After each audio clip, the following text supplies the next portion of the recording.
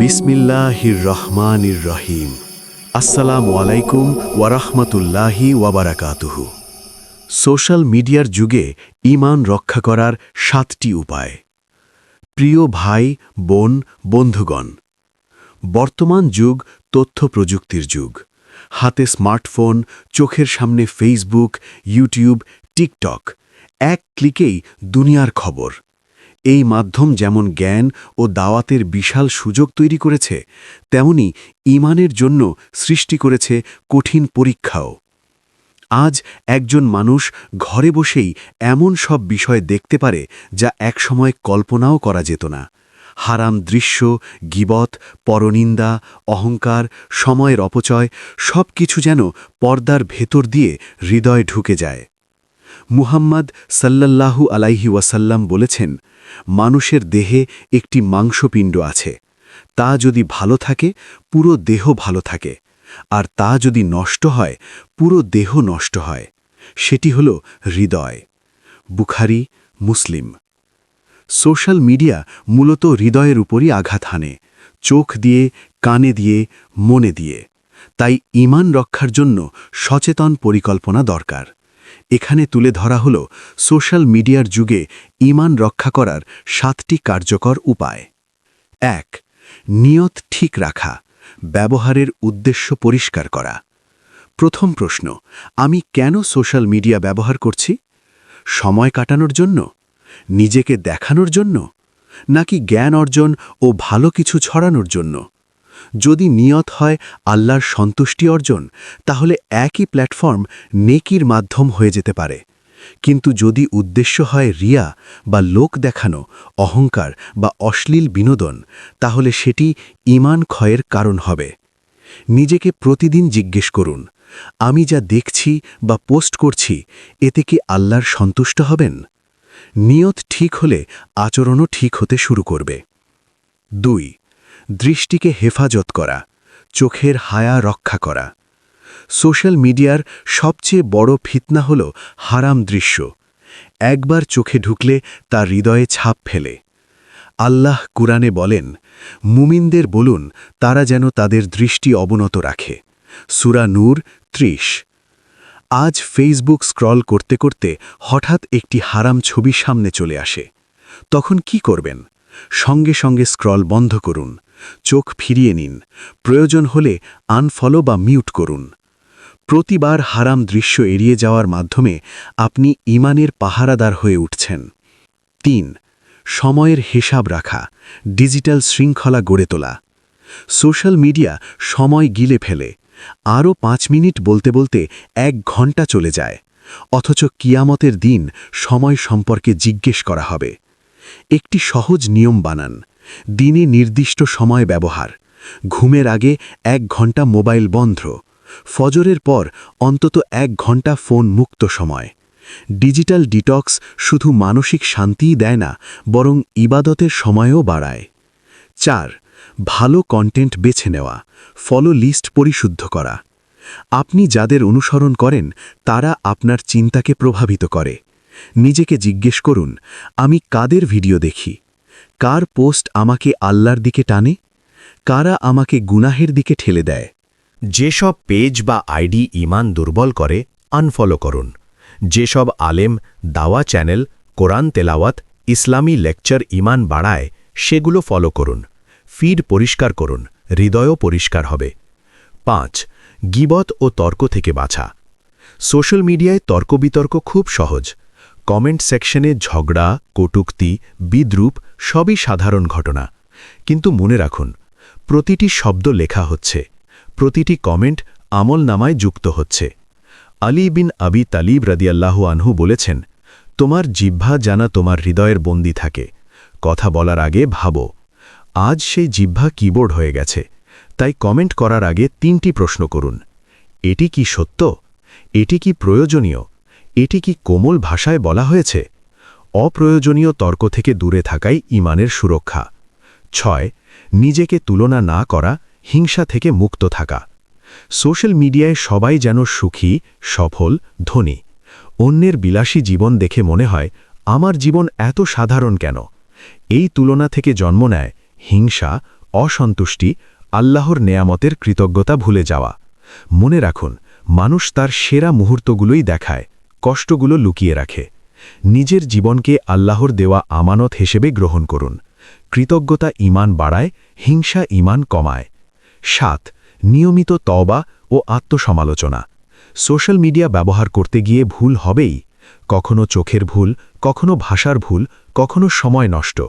তাই প্রতিদিন রাতের শেষে ৫ মিনিট সময় নিন। আজ আমি কি দেখেছি, কি বলেছি, কোথায় ভুল করেছি, সঙ্গে সঙ্গে তওবা করুন। আল্লাহর কাছে ক্ষমা চান। যে ব্যক্তি ভুল বুঝে ফিরে আসে, আল্লাহ তাকে ভালোবাসেন। অতিরিক্ত কিছু বাস্তবিক পরামর্শ। নোটিফিকেশন নিয়ন্ত্রণ করুন। অপ্রয়োজনীয় অ্যাপের নোটিফিকেশন বন্ধ রাখুন। পারিবারিক পরিবেশ গড়ে তুলুন। পরিবারের সবাই মিলে নির্দিষ্ট ফোন মুক্ত সময় নির্ধারণ করুন। অফলাইন ইবাদত বাড়ান। কোরআন তেলাওয়াত, জিকির, তাহাজ্জুদ এগুলো হৃদয়কে শক্ত করে। বন্ধু নির্বাচন সতর্কভাবে করুন। ভার্চুয়াল বন্ধুদের প্রভাবও বাস্তব। সোশ্যাল মিডিয়া অভিশাপ নয়, পরীক্ষা। সোশ্যাল মিডিয়া নিজে খারাপ নয়, এটি একটি মাধ্যম। আপনি এটিকে জাহান্নামের পথও বানাতে পারেন, জান্নাতের সিঁড়িও বানাতে পারেন। একটি ইসলামী পোস্ট শেয়ার করা, একটি কোরআনের আয়াত ছড়িয়ে দেওয়া, একটি উপকারী জ্ঞান পৌঁছে দেওয়া, এসব হতে পারে সাদাকায়ে জারিয়া। কিন্তু একই প্ল্যাটফর্মে একটি হারাম ভিডিও, একটি কটূক্তি, একটি গীবত আজীবনের গুনাহের কারণও হতে পারে। প্রিয় বন্ধু, ঈমান রক্ষা মানে সচেতন জীবন। সোশ্যাল মিডিয়ার যুগে ঈমান রক্ষা করা সহজ নয়, কিন্তু অসম্ভব নয়। প্রয়োজন সচেতন নিয়ত, চোখের হেফাজত, সময়ের শৃঙ্খলা, ভালো সঙ্গ, তওবা ও আত্মসমালোচনা। মনে রাখবেন, আপনি যখন একা স্ক্রিনের সামনে বসে আছেন, তখনও আল্লাহ আপনাকে দেখছেন। ঈমান একটি আমানত। এই ডিজিটাল যুগে সেটিকে রক্ষা করা আমাদের দায়িত্ব। আল্লাহ আমাদের সবাইকে সোশ্যাল মিডিয়ার ফিতনা থেকে হেফাজত করুন এবং এই মাধ্যমকে নেকির কাজে ব্যবহার করার তৌফিক দান করুন। আমিন। সোশ্যাল মিডিয়ার যুগে ঈমান রক্ষা করার ৭টি উপায়। দ্বিতীয় পর্ব, অন্তরের নিরাপত্তা ও ডিজিটাল তাকওয়া। প্রথম পর্বে আমরা আলোচনা করেছি নিয়ত, দৃষ্টি সংযম, সময় ব্যবস্থাপনা, গীবত থেকে বাঁচা ইত্যাদি বিষয়। এবার আমরা আরও গভীরে যাব। হৃদয়ের ভেতরের লড়াই, নফসের কৌশল এবং কিভাবে সোশ্যাল মিডিয়ার ভিড়ের মাঝেও অন্তরকে আল্লামুখী রাখা যায়। মুহাম্মদ সাল্লাল্লাহু আলাইহি ওয়াসাল্লাম বলেছেন, দুনিয়া মুমিনের জন্য কারাগার এবং কাফিরের জন্য জান্নাত। আজকের সোশ্যাল মিডিয়া সেই দুনিয়ারই রঙিন কারাগার, যেখানে আনন্দ, বিনোদন, প্রশংসা, ভাইরাল হওয়ার লোভ সবকিছু হাতের নাগালে। কিন্তু মুমিনের কাজ হল এই কারাগারে থেকেও নিজের ঈমান অটুট রাখা। এখানে আরও ৭টি গভীর ও বাস্তবিক উপায় তুলে ধরা হল। ১. ডিজিটাল তাকওয়া গড়ে তোলা। তাকওয়া মানে শুধু মানুষের সামনে ভালো থাকা নয়, একা থাকলেও আল্লাহর ভয় রাখা। সোশ্যাল মিডিয়ার সবচেয়ে বড় পরীক্ষা হল নিঃসঙ্গতা। রাতে অন্ধকার ঘরে কেউ দেখছে না, কিন্তু স্ক্রিন জ্বলছে। এই সময় মনে রাখুন, আল্লাহ আমাকে দেখছেন। এই চেতনা যদি হৃদয়ে জাগ্রত থাকে, তাহলে হারাম কন্টেন্ট থেকে নিজেকে সরিয়ে নেওয়া সহজ হয়। ডিজিটাল তাকওয়া মানে অনলাইনে যেমন, অফলাইনেও তেমন। ২. রিয়া বা লোক দেখানো থেকে সতর্ক থাকা। অনেক সময় আমরা ভালো কাজও করি, কিন্তু পোস্ট দেওয়ার সময় নিয়ত বদলে যায়। নামাজের ছবি, দান করার ভিডিও, কুরআন পড়ার সেলফি। প্রশ্ন হল, আমি কি আল্লাহর সন্তুষ্টির জন্য পোস্ট করছি, নাকি মানুষের প্রশংসার জন্য? আলী ইবনে আবি তালিব রাদিয়াল্লাহু আনহু বলেছেন, যে মানুষকে খুশি করতে গিয়ে আল্লাহকে অসন্তুষ্ট করে, সে শেষ পর্যন্ত মানুষের কাছেও অপমানিত হয়। ভালো কাজ গোপনে করা বেশি নিরাপদ। সব ইবাদত প্রকাশ করা জরুরি নয়। ৩. হৃদয়ের ঈর্ষা ও অহংকার চিনে ফেলা। সোশ্যাল মিডিয়ায় লাইক, ফলোয়ার, শেয়ার এসব সংখ্যাই অনেক সময় আত্মমর্যাদার মাপকাঠি হয়ে যায়।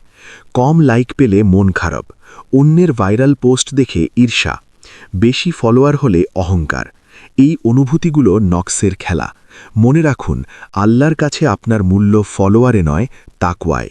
নিজেকে প্রতিদিন স্মরণ করান, আমার লক্ষ্য জান্নাত, ভাইরাল হওয়া নয়। ৪. নীরবতার শক্তি শেখা।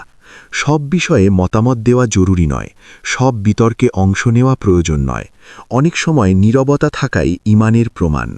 মুহাম্মদ সাল্লাল্লাহু আলাইহি ওয়াসাল্লাম বলেছেন যে আল্লাহ ও আখিরাতে বিশ্বাস রাখে সে যেন ভালো কথা বলে অথবা নীরব থাকে। বুখারী, মুসলিম।